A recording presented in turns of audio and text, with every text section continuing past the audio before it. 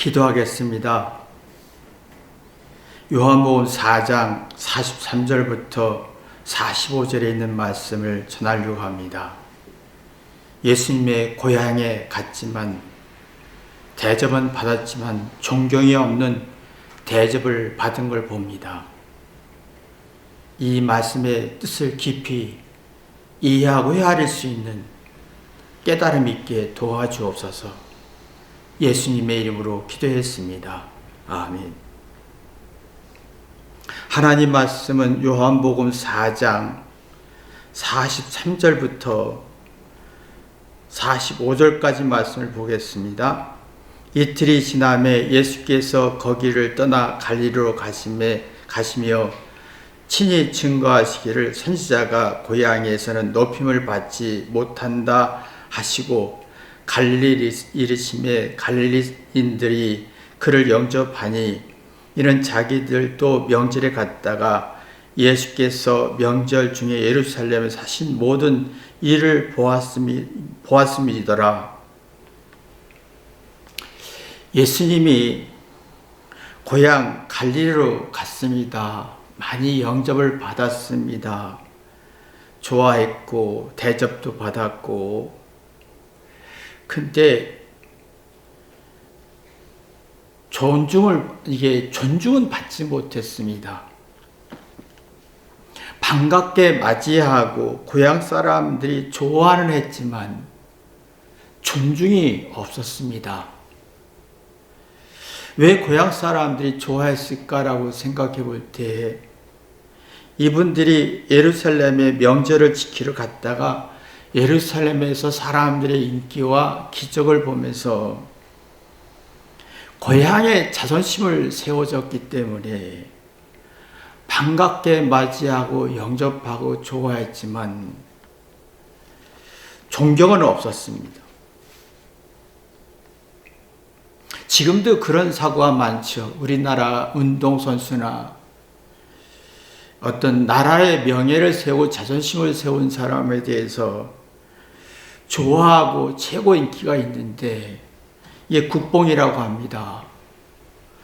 당신을 통해서 내 자존심을 세워서 고맙습니다 하고 좋아하는 마음이 있었지만 존경이 없었다는 겁니다. 사람이 좋아하고 사랑하고 반갑고 그리워하면서 존경이 있는 것과 존경이 없는 차이가 선악의 차이가 됩니다. 이게 존경이 있으면 상대를 높입니다. 상대를 높이면 자기가 회개하면서 스스로 깨닫고 자존감을 갖습니다. 나만의 내 스스로 행복할 수 있고 내 스스로 즐거워할 수 있고, 그래서 긍정적인 기운을 얻습니다. 내 스스로 용기도 얻을 수 있고 의욕도 얻을 수가 있습니다. 그럼 상대에게 기운을 줄 수가 있습니다. 상대의 행복을 위해서 살 수가 있고, 상대에게 어떤 용기를, 기운을, 어떤 긍정적인 기운을 줄 수 있는, 길을 줄 수 있는 능력이 만들어집니다. 근데 상대가 똑똑하고 잘나서 우월해서 나에 대한 자존심을 세워주고 그래서 좋아한다. 네가 엄청난 기적을 행하고 어떤 자랑스럽고 국뽕을 또 나라를 위해서 명예를 세워주고 자존심을 지어서 고맙다 해서 좋아하는 것은, 이게 참 무서운 게 뭐냐면 기가 살아요. 내 기가 살아요. 근데 이 기가 주장하는 기예요. 고집하고 자존심 세우고, 이 기는 회개하지 않고 뒤돌아보지 않고. 근데 문제는 너 때문에 내가 행복했어 라고 할 때, 너 때문에 내가 자존심 세워졌어 할 때는 스스로 회개하고 깨닫는 능력이 없어진다는 겁니다. 그러면 내가 긍정적인 기운이 없고 부정적인 기운이 강해지면서 상대를 길을 꺾고 싶은 기싸움이 되고 자존심 기싸움이 되면서 이 부정적인 기운이 강해진다는 겁니다. 그런데 그러다가 상대가 내 뜻대로 안 되고 내 자존심을 안 세워주면 너가 나를 기분 나쁘게 했어 라고 욕하고 비난하고 저주하고 신랄하게 시비를 걸기 시작하는 겁니다. 그 상대를 길을 꺾고 싶고 무시하고 싶고 스트레스가 30배, 60배, 100배로 만들어서 스스로가 무너지고 서로가 갈등과 오해가 깊어지는 것을 볼 수가 있습니다. 우리는 이상하게 살아가면서 길을 상대에게 살려주는 어떤 능력이 없습니다. 말투에서나 말에서나 감정에서나 길을 꺾고 싶지 길을 살려주는 것이 몸에 배지 않았다는 겁니다. 이상하게 우리의 삶은 자존심의 시대라 상대를 길을 꺾고 싶지요. 길을 살려주고 싶은 마음이 별로 없는 상황입니다. 내 감정도 그렇고 내 어떤 말투에도 그렇고 생각 속에서도 상대의 길을 꺾고 싶지 길을 살려주고 싶은 의식이 없다는 겁니다. 그래서 우리가 보면 어떤 문제가 생기면 시시비 걸고 화내면서 극복하고 이겨낼 힘이 없으니까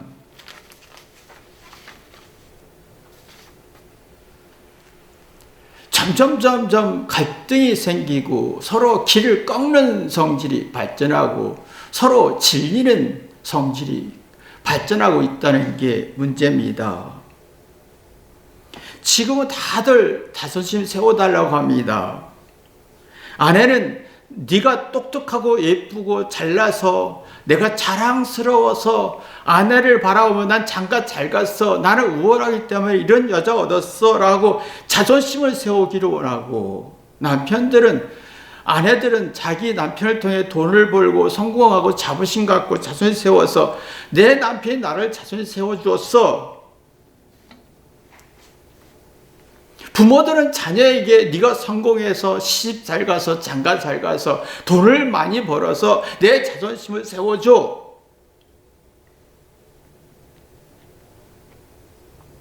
근데 문제는 공감 능력이 떨어진다는 겁니다. 공감 능력이 떨어지니까 상대의 길을 살려줄 능력이 없는 거예요. 상대의 노력과 고생과 최선을 다하고 아파하는 것을 헤아려서 길을 살려줘야 되는데 상대의 노력과 고생과 아픔을 1도 이해 못하고 공감 능력이 떨어지면서 기득 꺾고 싶고 삶의 질을 떨어뜨리는 그래서 말투에서 서로가 부부 사이나 부모 자녀 사이에도 말투에서 길을 꺾고 자존심을 세우고 길을 세우려고 하는데 그러면 삶의 질이 떨어지고 부정적이고 불쾌한 성질이 발전하면서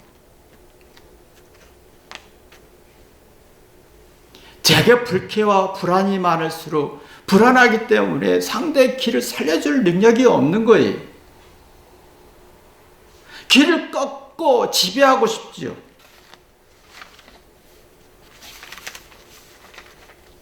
그리고 스스로 살아있는 느낌이 안 드는 거예요. 내가 우월해하고 똑똑하고 자존심 세워야 살아있는 느낌이 들지. 내가 기가 죽고 기가 꺾이고 자존심으로 인해서 기가 스스로 죽는데 스스로 죽은 느낌에 우울하고 공허하고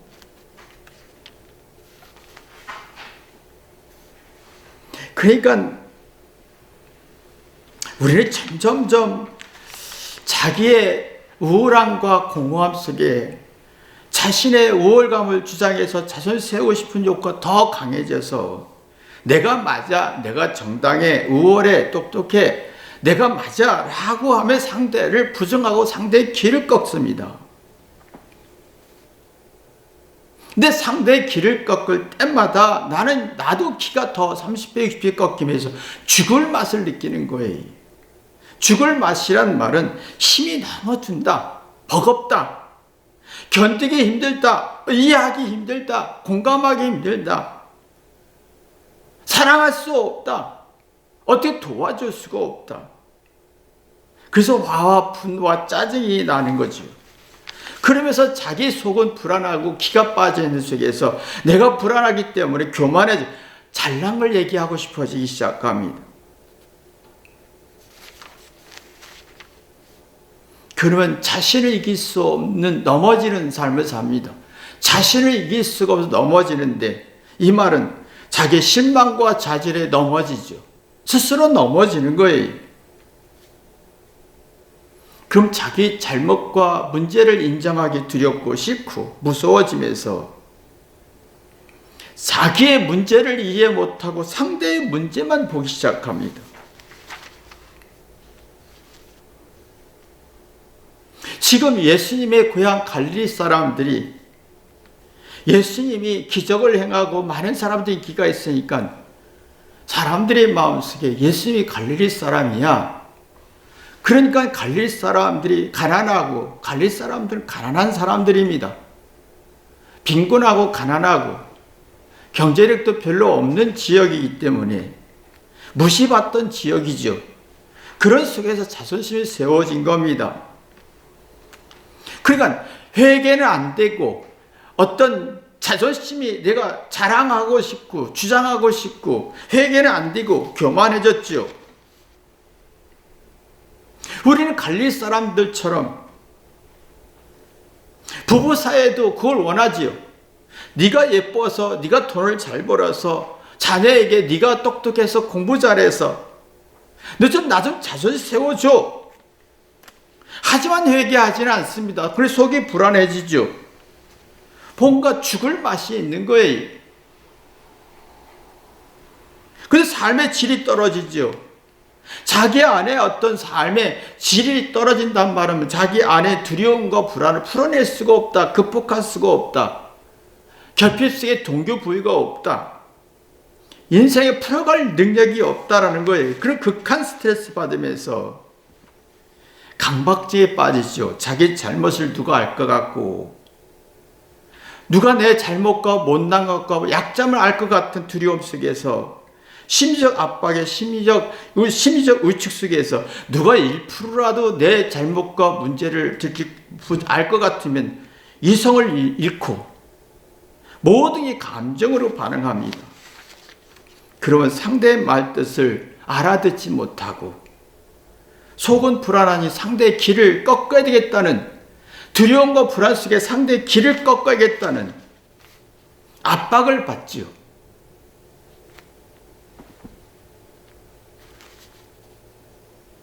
이상하게 우리는 상대가 나의 자존심을 세워줬어, 상대가 내게 좋은 점을 주었어, 도움을 주었어 했을 때 사랑이라는 것 속에 회개가 되면 얼마나 좋습니까? 근데 절대로 회개하지 않습니다. 사랑으로 회개했을 때, 상대가 나에게 자존심 세워주고 도움을 줬을 때 사랑을 느껴서 회개하게 되면 자신의 잘못을 풀어낼 수 있고, 상대의 좋은 면을 보면서 상대의 길을 주고 나도 길을 얻고 서로 길을 주고받으면서 긍정적인 기운을 얻지요. 그러면 삶의 질이 높아지죠. 삶의 질이 높다는 것은 시련과 어려움이 있어도 이겨낼 수 있고 극복할 수 있는 넉넉한 마음입니다. 이런 사람들은 청혈력이 있죠. 듣고 생각하고 그런 문해력 속에서 진행지수가 높아지면서 상대 행복이 나의 행복이 되는 구조가 되는 겁니다. 그러면 사랑있고 상대를 높이는 성질이 있는데, 상대를 높인다는 말은 자신의 잘못을 우선 보고 상대의 좋은 면을 보는 것이 사랑입니다. 그러면 내 잘못을 보고 상대의 좋은 면을 보면 미안하지요. 뭔가 깨닫고 살아있는 느낌이 들어요. 막 이해력도 생기고 청해력도 생기고 문해력도 생기고 IQ 지수가 높아지면서 뭔가 극복할 수 있는 자신감, 용기가 생기지요.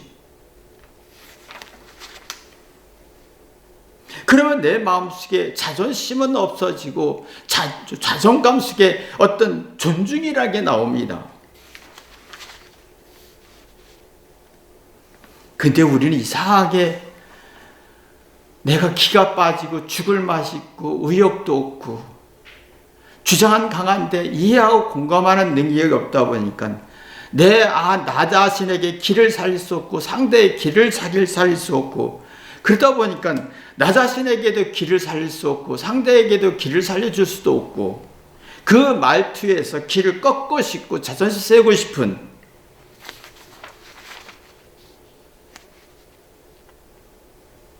어리석음이 우리 안에 있습니다.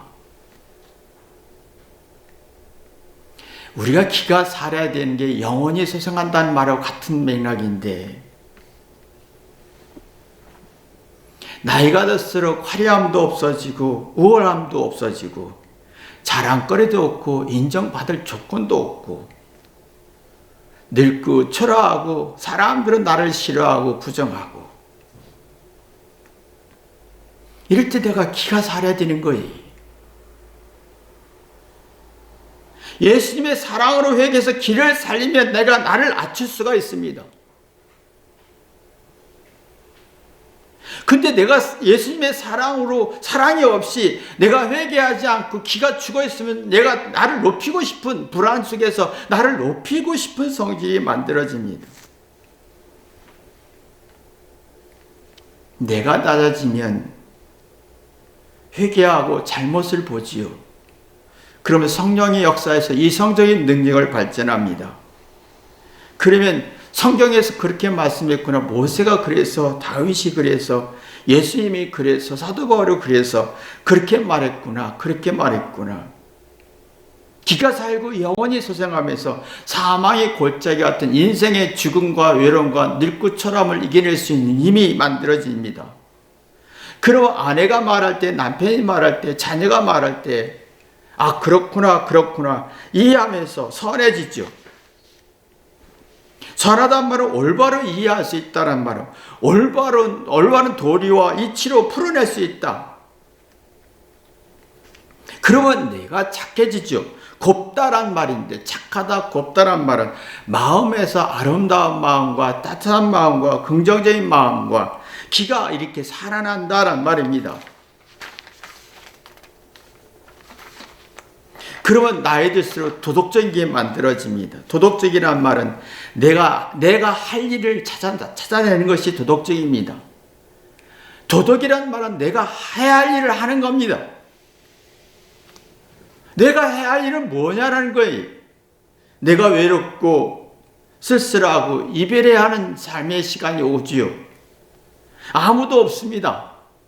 아내도 내 죽음을 맞이해 줄 수 없고 내 죽음을 남편이 도와줄 수도 없고 자녀가 도와줄 수가 없습니다. 아무도 없이 내가 해야 할 일이 뭐냐라는 거예요. 하나님의 사랑에서 회개하면서 영원히 소생하고 길을 살려야 됩니다. 속사람을 새롭게 해야만이 하나님의 말씀의 뜻이 이해되고 양심의 소리가 들리고 내면의 소리가 들리면서 아 그렇구나 하면서 천국을 이룰 수가 있지요.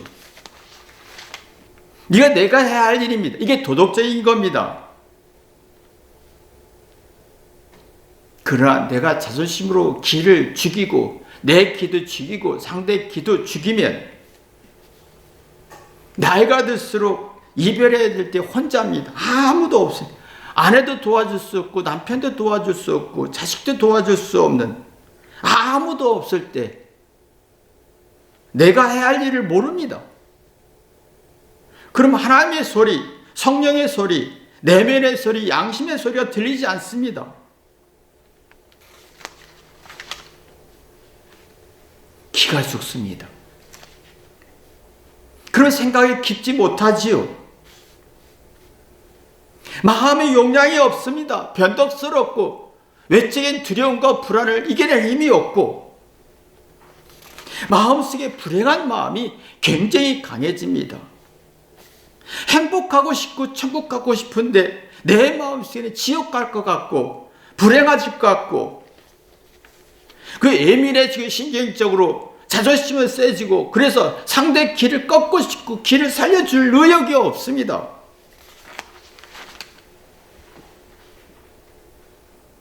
그렇다 보니까 생각하고 깨닫는 능력이 없어서 쉽게 기분이 상하고 쉽게 화가 나고 분노가 나오는 겁니다.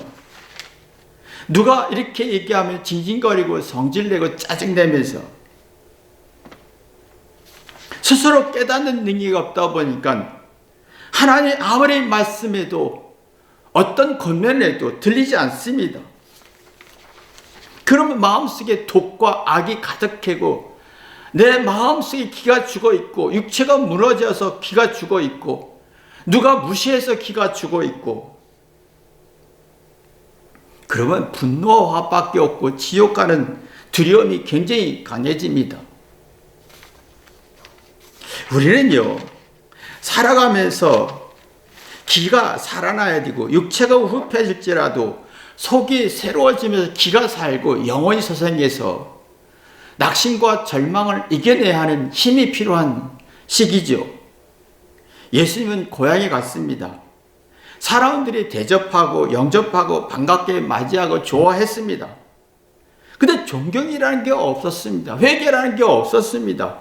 좋아하고 대접하고 사랑하고 좋아한다고 하면 회개가 돼야 되는데, 회개할 때가 존경이라는 게 나오고 기가 살고 기가 주고받을 수 있고 긍정적인 기운을 주고받을 수가 있는데, 좋아하는데 사랑하는데 반갑게 맞이하는데 자존심이 세워져서 서로 기를 죽이는 성질이 만들어졌다는 거지요.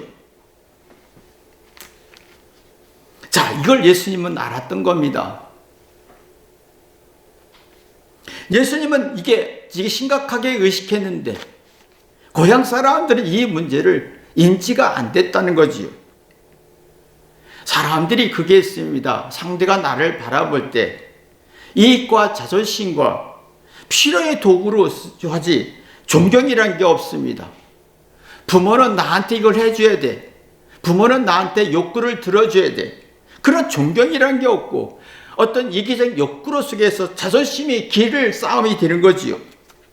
자기 뜻대로 안 되면 삐뚤어지고 삐지고 골부리고, 그러면 이게 서로가 관계가 참 어렵습니다. 인격적 도덕적 관계는 불가능하고 서로가 관계가 어렵다 보니까 살얼음판이 되는 겁니다. 매우 위태롭고 아슬아슬한 관계 속에서 조그만 말투에서 잘못하면 분노하고 적대감과 엄청난 말투가 나오고, 내가 이런 말을 들어야 돼? 내가 이렇게 무시를 받아야 돼? 이게 내가 적대감과 미움과 증오는 굉장히 발전하고, 네가 나를 함부로 해? 네가 나를 이렇게 무시할 수 있어? 살얼음판의 관계, 기가 서로 뺏어가고 서로 길을 줄 수 없는 관계는 살얼음판 관계가 됩니다. 그러니까 이게 말하기도 힘들고 말 잘못하면 뒤집어지고 말 잘못하면 당하고 말 잘못하면 공격성이 발전하고, 이걸 예수님이 고향 사람들의 모습을 보았습니다. 아, 내가 지금 말을 잘못하면 이 고향 사람들은 나를 무시할 것이다. 이걸 알았습니다. 예수님이 십자가 지실 때 많은 군중들이 좋아했다가 많은 군중이 죽이라고 했습니다. 그 이유는 뭐냐면 그들이 자기들의 뜻은 로마를 정복하기를 원했는데 로마한테 정복당하고 있는 예수님의 모습 보고 자기 뜻대로 안 됐다고 죽이라고 막 선동했던 것을 볼 수가 있습니다. 그걸 안 거예요. 분명히 고향 사람들을 나를 좋아하고 좋아하지만 자존심 때문에 좋아할 뿐이지 회개하지 않고 존경이 없으면 언제든지 변할 수 있다는 걸 알고 있었던 겁니다. 그러나 예수님은 이걸 받아들였습니다. 상대가 나를 괴롭히고 길을 죽이고 자기 뜻대로 자기 자존심에 해가 되면 공격한 거 알지만 이걸 받아들였다는 것은 뭐냐면 이성이 살아났다는 겁니다. 상대의 절망과 낙심과 무시와 천대를 받아들이면 사랑이 나오고 이성이 나오면서 기가 삽니다. 상대는 나를 무시할지라도 나는 내 길을 살릴 수가 있습니다.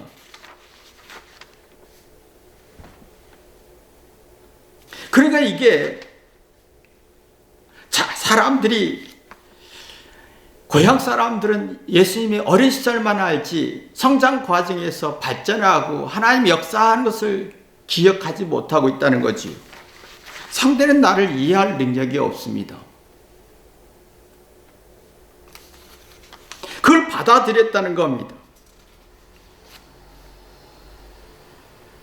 상대가 무시와 속임과 악과 자존심과 분노를 받아들일 수 있을 때 내 삶의 질이 높아집니다.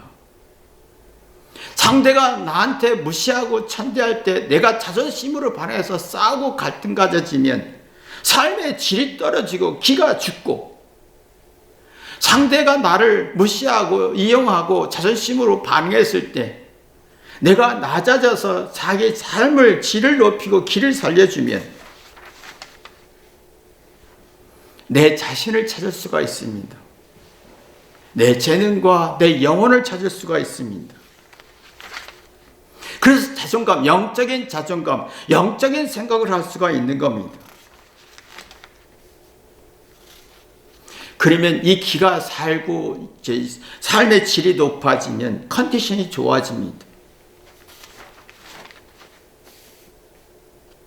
컨디션이 좋아지면 내가 어떤 시련도 감당할 수 있는 힘이 만들어지고 차분해지고 지략이 나오고 그 마음이 정리할 수 있는, 마음을 청결하게 할 수 있는 힘이 만들어지면서 마음이 청결한 자는 복이 있나니 천국이 하나님을 볼 곳이오라고 했습니다. 이 말은 하나님의 뜻을 헤아릴 수가 있다는 말입니다. 그러면 마음을 지킬 수가 있습니다. 마음이라는 것은 잘못과 두려움과 실수와 열등감이라는 두려움이 항상 내 마음을 지배하고 있습니다. 그래서 부정적이고 두려움 속에 이성이 없고 감정으로 반응하게 합니다. 마음을 지킨다는 말은 내가 회개해서 어떤 잘못과 두려움이 이성으로 또 진리로 깨닫게 하는 겁니다. 그러면 예수님처럼 고향 갈릴리 사람들이 자기를 무시하고 자존심은 얻지만 교환하지만 자기 뜻대로 안 되지만 부정할 거라는 걸 알고 이걸 받아들였던 거지요.